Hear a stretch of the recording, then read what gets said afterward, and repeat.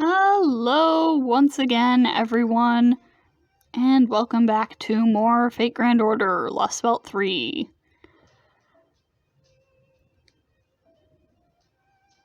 So, we have seen Qin Shi Huang's other form. Now what are we doing?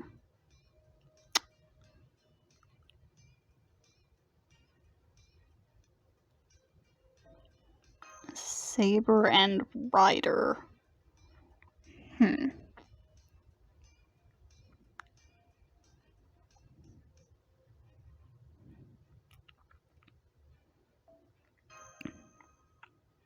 Oh, wait, crap. There was a Merlin there I could have used. Shit. But yeah, somehow I feel like the Saber will, of course, be Lan Ling. I wonder about the Rider. Could it possibly be red hair?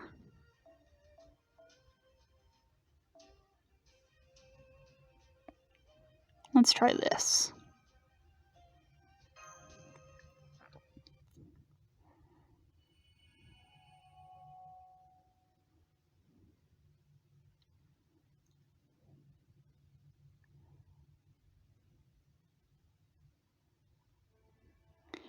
Man, of all the ways for the Emperor to obtain immortality, that one just didn't even occur to me.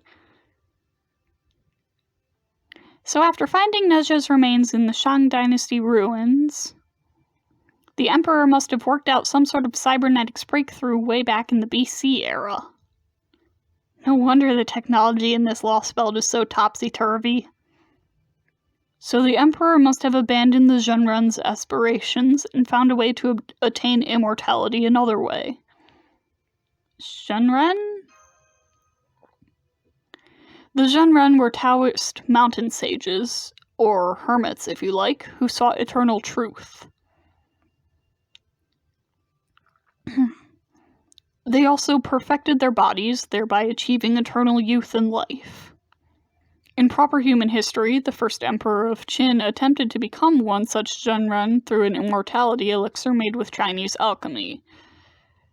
But as it happened, repeated long-term use of this elixir only resulted in fatal mercury poisoning. Stop talking so much. Alchemy has always been a great deal more trial and error than success, no matter where it was practiced. But in this lost belt, the same emperor must have given up on alchemy in favor of technology based on Nezha. Well, Prince Nezha's body was still created by a Zhenren, so it's not as though that represented too big of a divergence from the path. But the decision to surrender human form and grant only the mind immortality cannot have been made lightly. From there, the Emperor was able to stamp out all dissent in the rest of China and continue ruling the resulting empire at the height of its power. Conquering the rest of the world seems only a matter of course. Yes, well, as a mage, I can't say I approve of that, but I am glad this Emperor turned out to be such a reasonable fellow. Indeed, this was a most unexpected development. I never would have guessed that a Lost Belt's ruler would sever ties with its cryptor in favor of negotiating with us. That said, what do you make of the request to examine the Shadow Border in exchange? It's definitely a risk. I mean, we didn't so much as tell the other Lost Belt factions that zero sailing is even a thing. The Russian and Scandinavian Lost Belts both seem to have their hands full with their own affairs. But China is different. Quite so. This empire is under the impression that the rest of the world is part of its domain, and that the storm is responsible for severing their ties to the rest of their land. They see this situation as an unprecedented disaster, much like we did with proper human history being wiped out of existence. I wonder what they'd think if they saw the world outside their lost belt.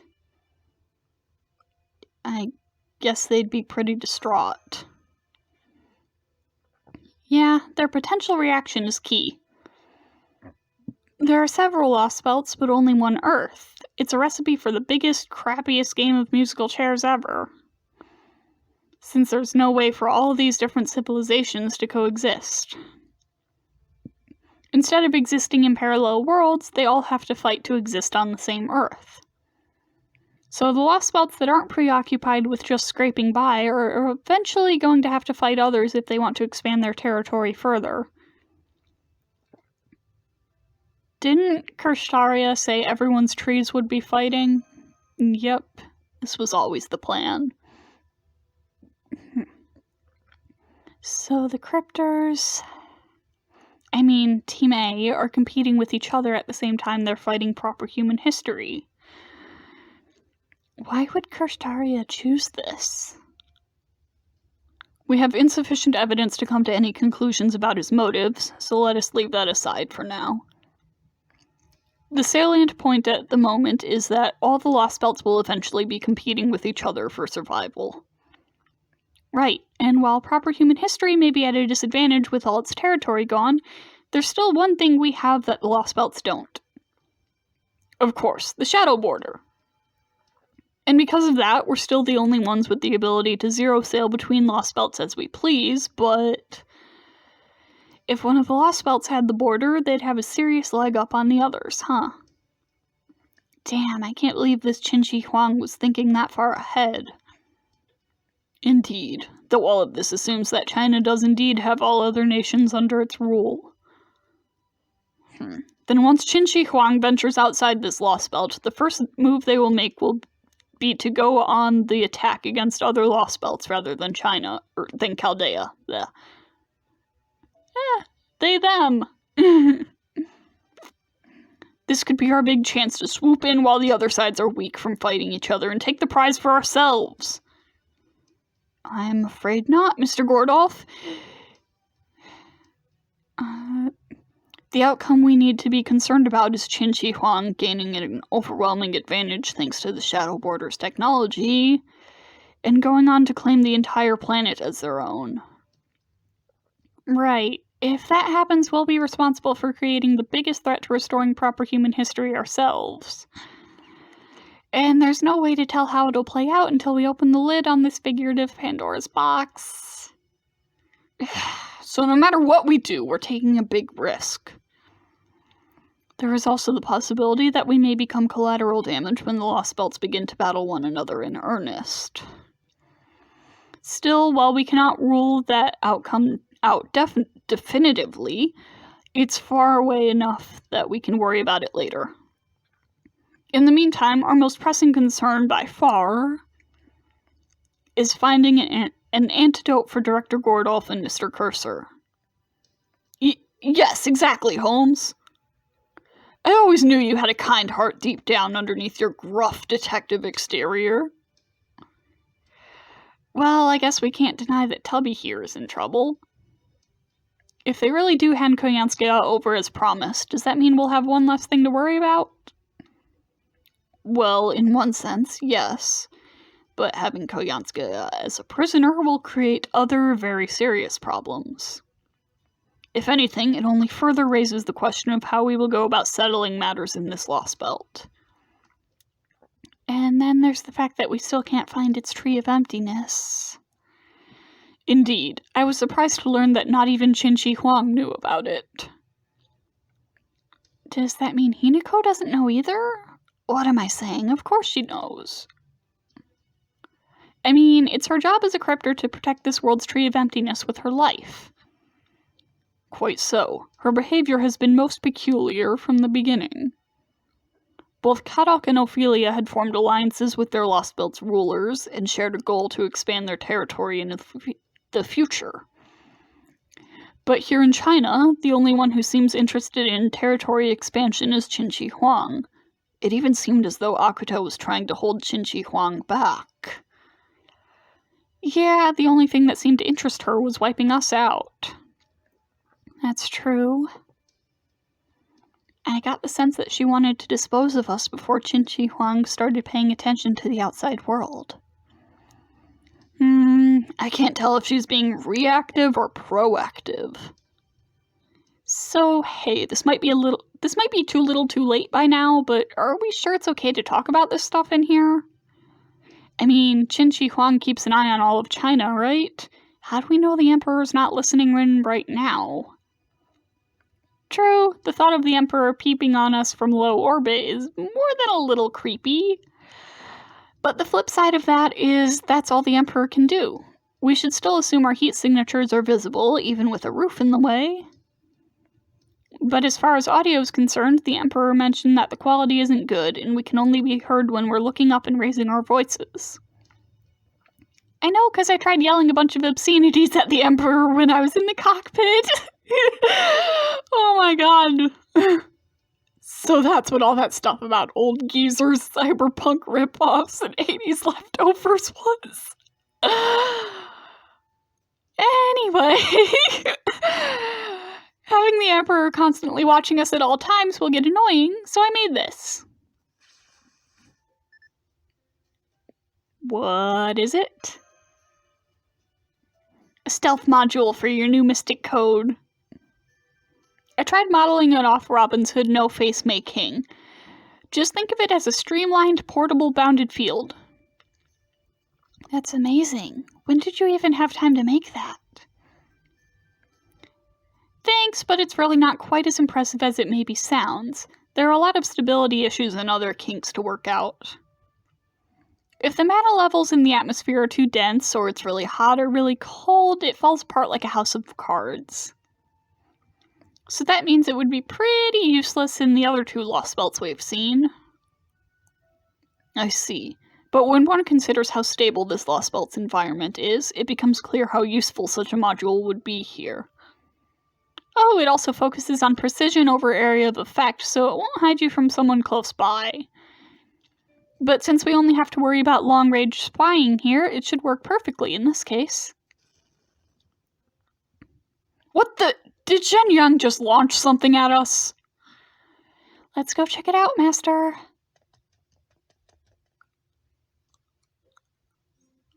Oh, a benefaction! Our village got a benefaction! Most glorious and majestic Heavenly Emperor wishes to thank you for your hospitality to our otherworldly visitors. Be grateful for this blessing. Thank you, most glorious and majestic Heavenly Emperor. Thank you! Benefaction. I remember now. That they said that's what those rockets are usually used to deliver. Man, they're so lucky. I can't wait till I'm a grown-up and can get benefactions too. You mean kids never get them? We do, but they usually don't work as well when you're little as when you're grown up. They sure don't for me. Say, want to try mine and see what they're like for yourself, mister? Here you go. It looks like medicine. Yep, it clears your head out and makes you feel really good. It's like a dream come true. Is it alcohol? Oh my god! Oh my... Is that so? Give it here! Remember your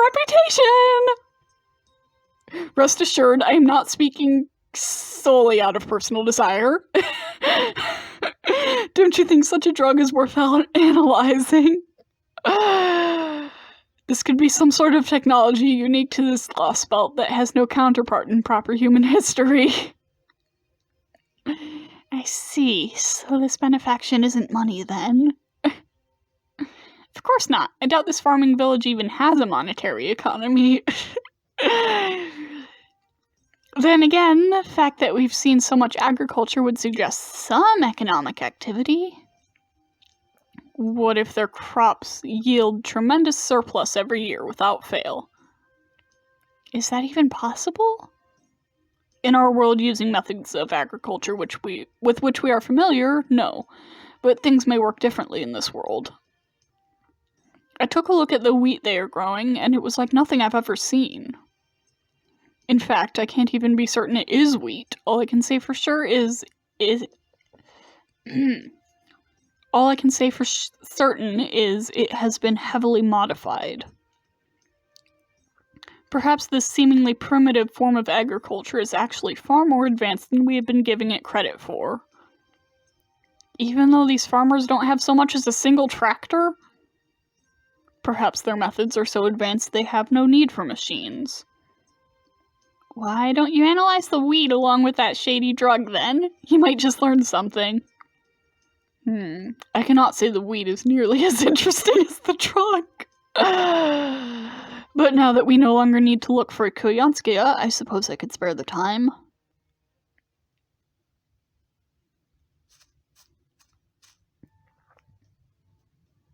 Hey, isn't that Qin Shi Huang's... Hi there, the engineers just went on break. That vehicle is like your home away from home, right? I'm so sorry you can't use it during our investigation. Are you finding everything to your liking in our camp in the meantime? Oh yes, it's very pleasant here. The air is so clean and fresh, too. It's so nice to have a place outside our vehicle where we can relax. We didn't really have that in the other places we've been to. I'm glad to hear it. Oh, right, I haven't introduced myself yet. Xiang Yu, a general of the Empire. Xiang Yu. You know her, Holmes? Yeah, I don't know anything about her. In proper human history, she existed about 400 years ago. She's famous in China for being the only female general in recorded history. That aside, the fact that you are still alive in this day and age is a great surprise to us. Did Qin Shi Huang make you immortal too, by any chance? Of course not. I was just permitted to sleep in Mount Li after my accomplishments in the Bourgeois Rebellion. Here in the Empire, any warrior who makes a name for themselves is put to rest in times of peace, and is only awakened again when they are needed. So you employ cryogenic freezing. Then I presume there is no need to keep a standing army here.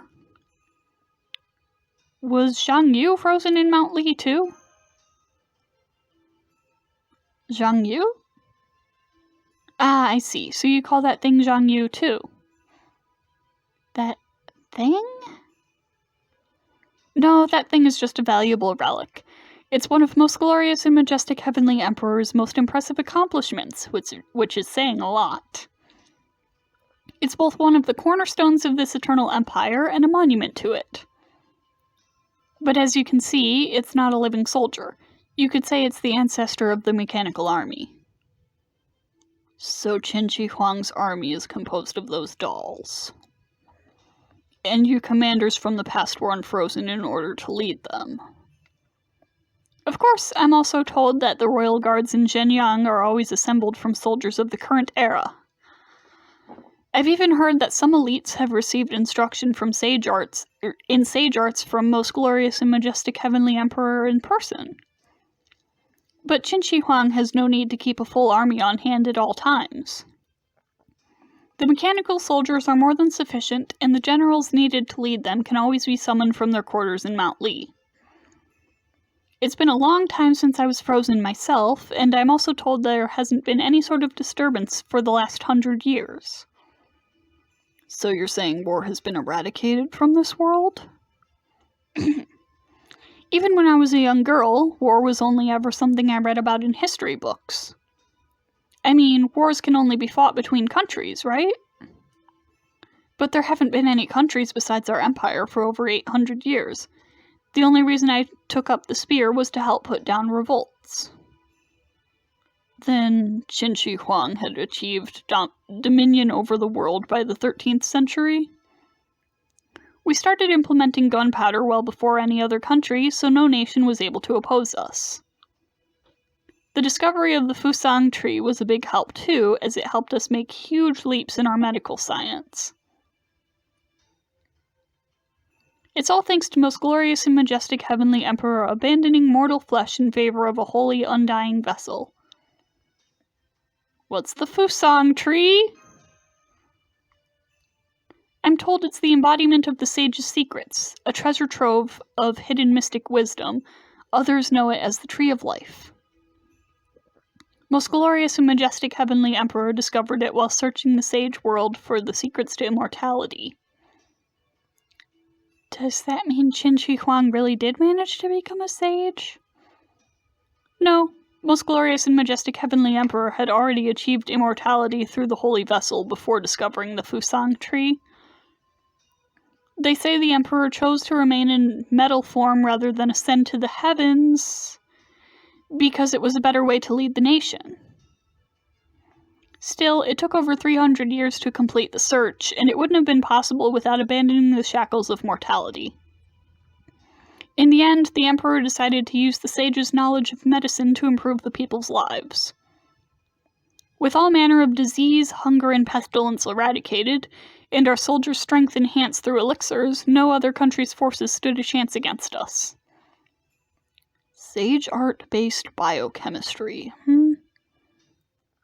That reminds me, isn't this a rather unnecessarily large plot of farmland for this number of residents? You think? I suppose everyone does have their hands full during the harvest. But the wheat grows on its own the rest of the time, so it doesn't seem like too much work to me. Is that so? I do beg your pardon. I merely thought that all this wheat might result in quite the surplus, given how many people live here. Perhaps you take more than half of the harvest as a form of taxation. Of course, everything the village can't eat is taken to Zhenyang. I see. Then I suppose Zhenyang must be an immensely populous city. No, not especially. Aha! Now I see. I take it wheat is still only grown for food in your world. Is that not the case here? Wheat is the key ingredient for ethanol, the Empire's most valuable source of energy. Well, don't I look a proper fool? I was completely taken in by appearances. So this rather mundane-looking wheat field is actually used primarily for growing your fuel source. I did hear that the world you all came from has a completely different history from ours. I can only speculate, but, I gather the world you come from must be a cruel and unforgiving place. What makes you say that?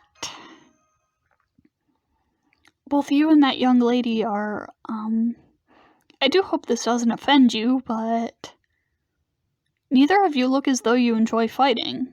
You have such kind eyes, so much so that I can scarcely imagine you in any quarrels to begin with. And yet, that weapon that young lady carries looks to be so heavy and dense that even the most seasoned of our warriors would have difficulty handling it. What's more, I can tell she wields it as naturally as if it were an extension of her own body. That people such as yourselves have been forced to become adept at combat at such a young age. Well, that says a great deal about how harsh your world must be. We have some exceptional circumstances.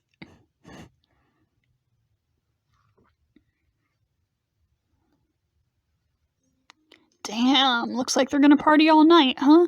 That benefaction stuff must be some real good shit. Indeed.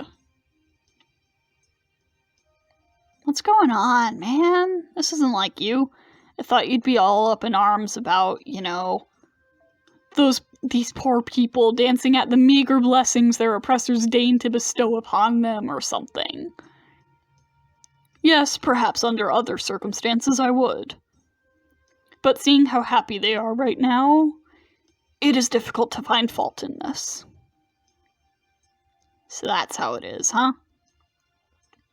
It was the pain and starvation I saw so many forced to endure that first moved me to rebellion. They were treated more like animals than people.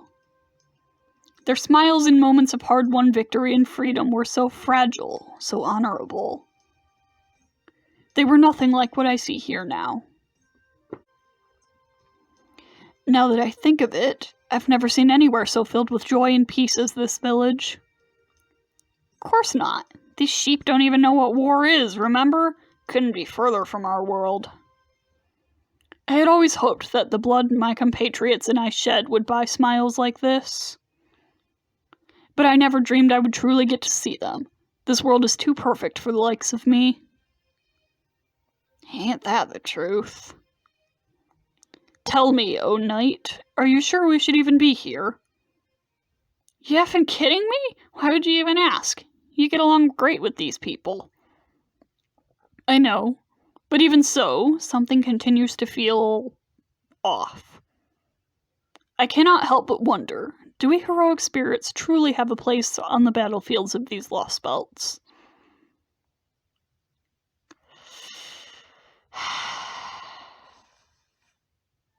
Senpai, are you up? Having trouble sleeping, Mash? Yes, I'm afraid my nerves are still frayed from the battle we fought earlier today. I'm glad we survived thanks to Qin Shi Huang interceding, but it was still too close for comfort. Why don't we get some fresh air? Okay, thank you for joining me, Senpai.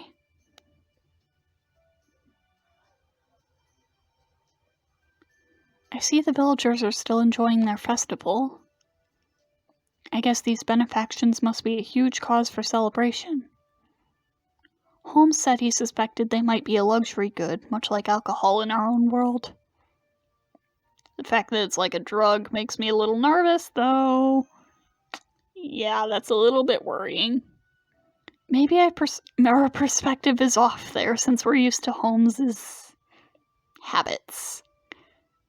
Yeah. Anyway, it looks like they're going to keep the Shadow Border investigation going through the night. I hope Da Vinci will be okay supervising them.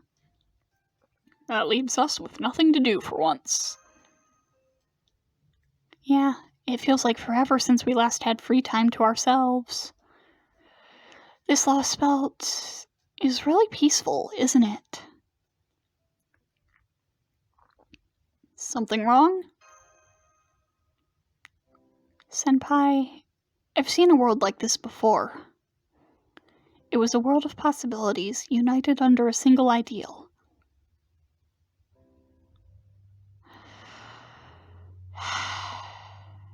You talking about the Temple of Time? Yes. The King of Mages, Gedia, envisioned a history of humanity that was free from strife and suffering. I disagreed with him. There was something about a world completely lacking any pain or adversity that just felt wrong to me. But now, the way people live here seems so close to that world, yet it's still rich with life and the scent of earth. These people aren't illusions. They're just as real as we are. But we're still this world's enemies. Yes, I know. Even after we take Koyanskaya into custody and secure an antidote, that won't be the end of it. We can't stop fighting until we find the Tree of Emptiness, cut it down, and prune this world away like it was originally meant to be. I know this is a rare chance to rest and relax, but when I think about that, I can't get to sleep. Yeah, I feel you, Mash.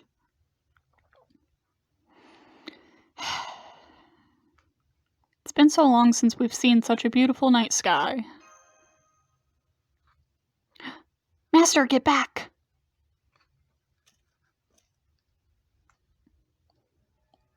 It would seem I missed my chance. I thought it would be easy to kill you under cover of darkness. I underestimated those who have spent their lives dedicated to the art of war.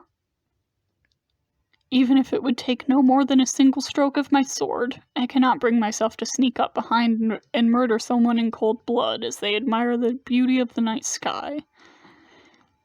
Prince of Lanling, but we've called a truce right now. No, you and the Emperor called a truce. My master and I agreed to no such thing. As such, tonight, when everyone else had lowered their guard, would have been a perfect chance to end you, Master of Chaldea. Ordinarily, I would like nothing more than for those moved by beautiful things to live out their lives in peace and happiness. But now that we have met as enemies, that can never be. I had hoped to end you before you had to feel any need for fear. Forgive me for my incompetence. Did you really think it would be that easy, servant? Xiang Yu? Did you honestly believe I would fail to protect our allies in a moment perfect for assassination? Perhaps a true assassin would have been able to elude me, but you, not a chance. Warriors like you are meant to cross swords on the field of battle, not skulk around in the dead of night.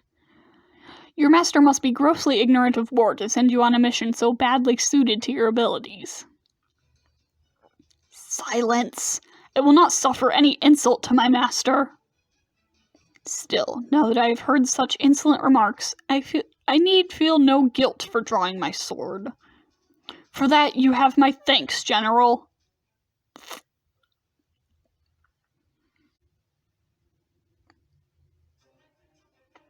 Here we go again.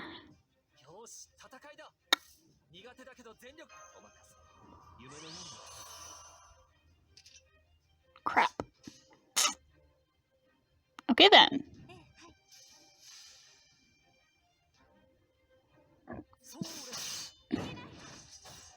This'll be fun.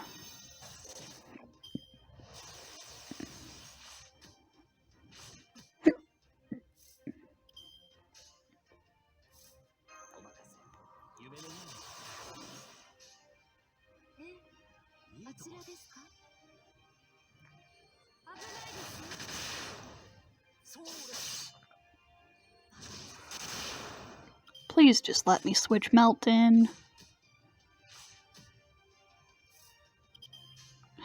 Next turn.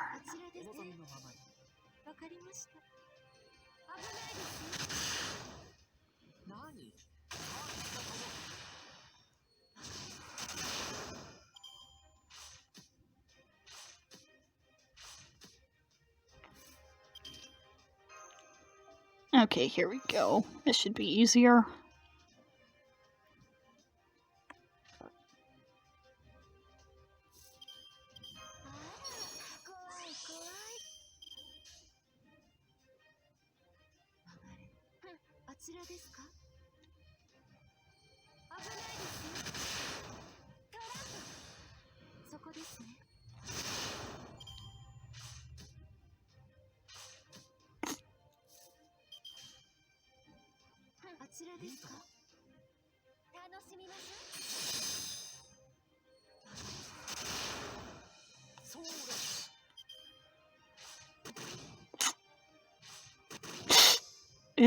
Crap.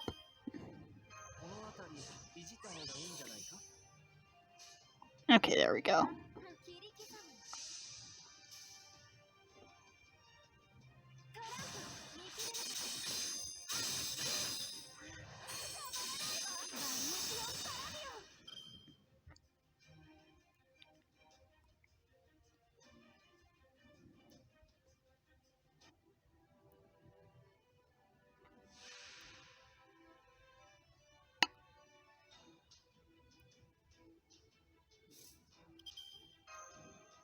Okay then.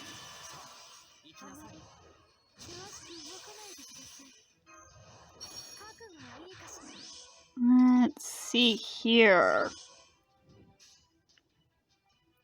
First it's Merlin, then we use Melt to take out that puppet, and then Fujinon.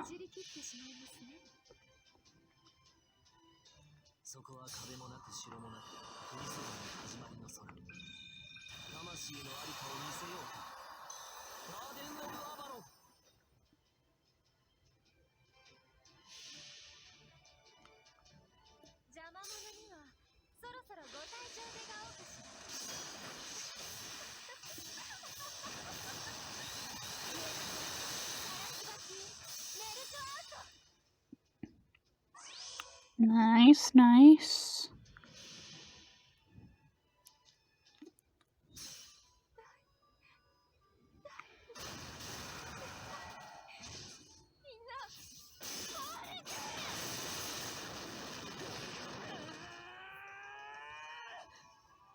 And how did that do? Could have been better. And down goes Merlin.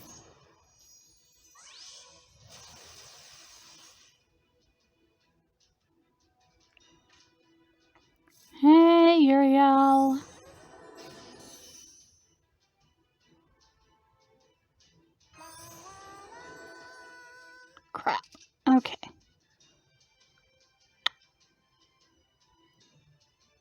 So now we try to take down this guy.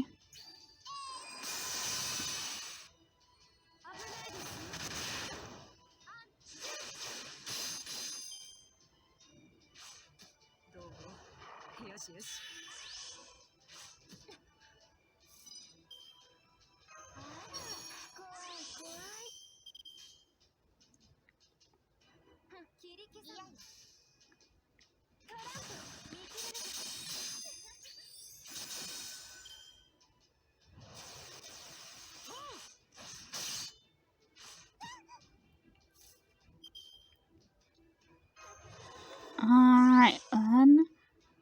And now we do this.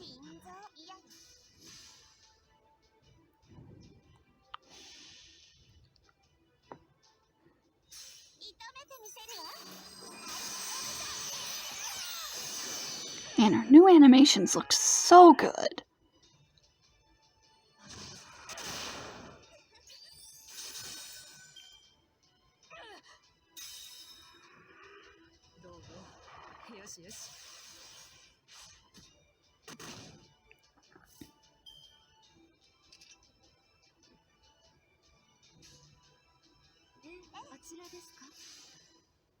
Okay, now let's do that and take down this puppet.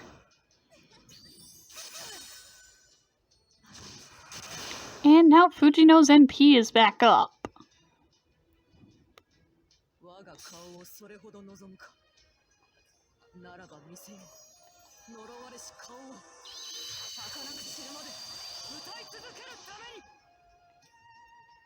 I know I say this every time, but God, he's so pretty. Oh, right. NP loss. Okay, then.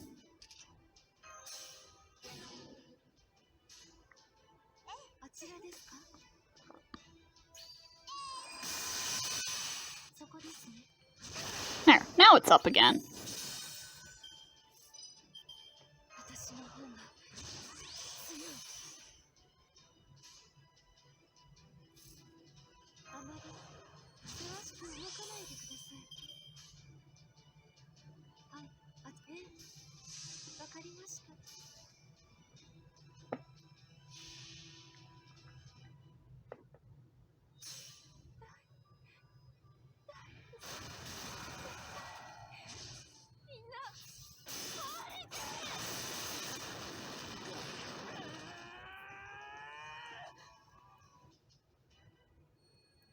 I love that buff nullify. It's so good.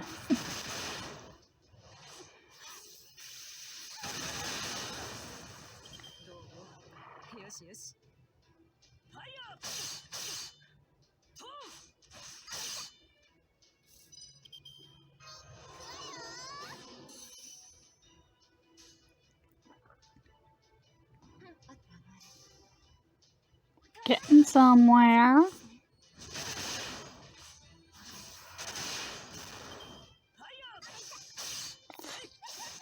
Ah, down goes Uriel. But that's okay, because we're very close to beating him. Hey, Mash. Sup? Can you, like, tank some attacks for me?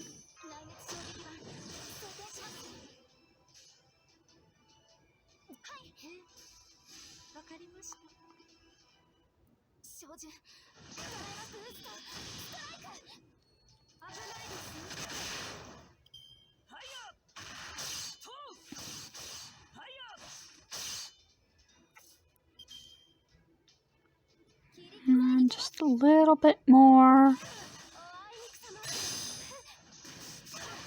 Nice.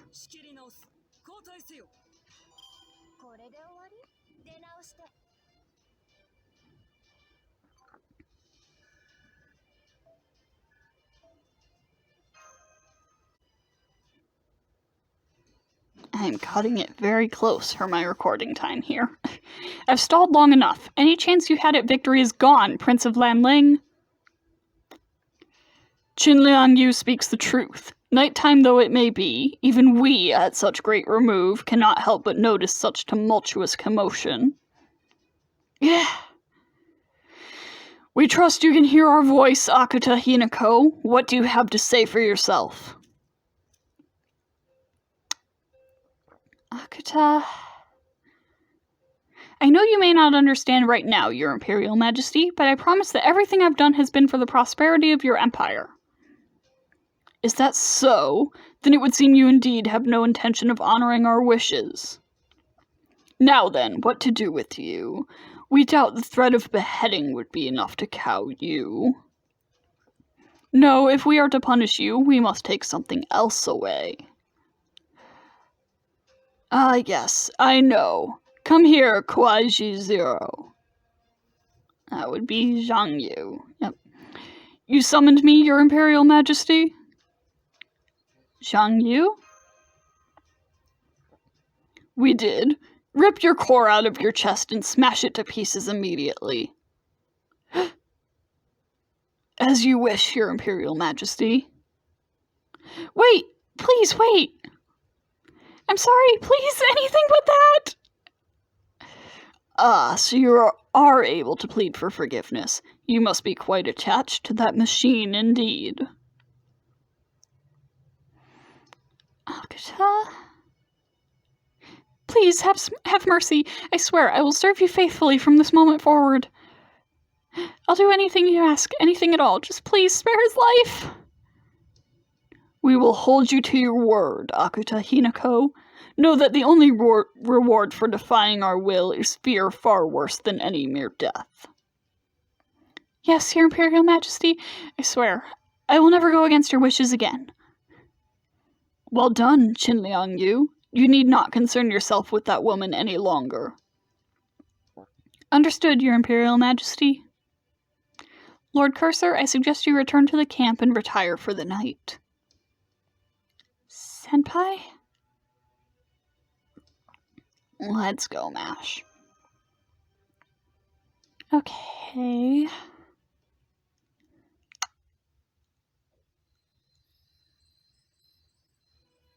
I must ask you once again. Yes? Who is this Xiang Yu you speak of? To answer that, I will need to tell you another, very different story first.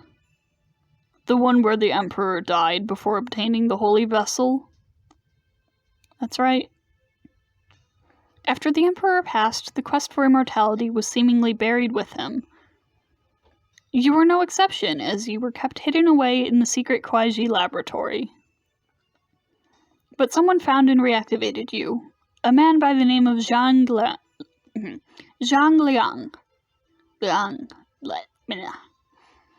He went on to become one of the many people attempting to rule China for himself after the decline of Qin.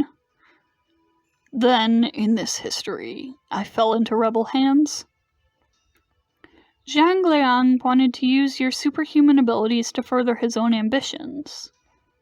So he gave you his surname of Zhang, the first name Ji, and the courtesy name of Yu, and presented you as his nephew, despite knowing you were not actually human.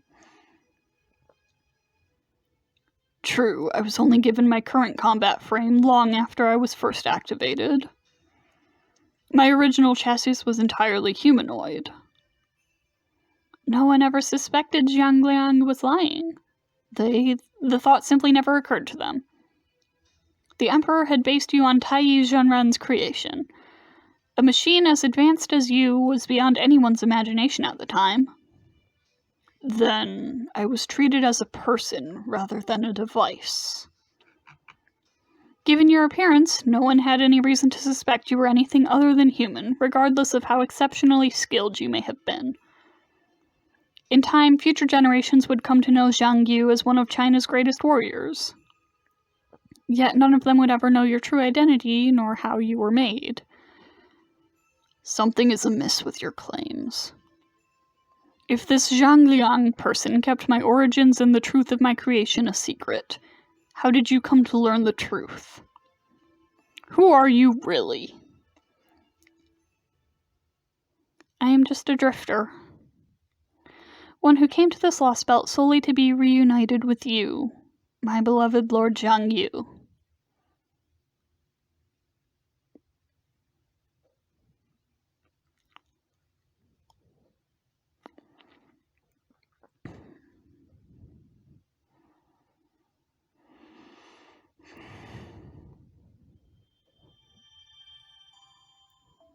Yep. Can't wait to get more details about that.